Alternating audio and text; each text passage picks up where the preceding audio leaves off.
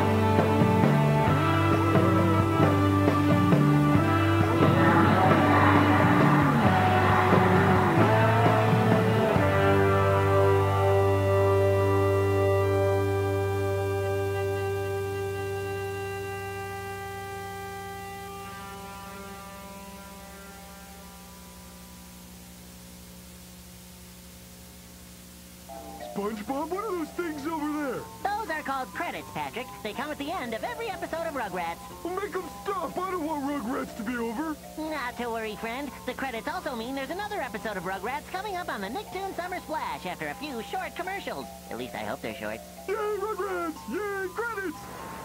That's more Rugrats coming up next on the Nicktoon Summer Splash.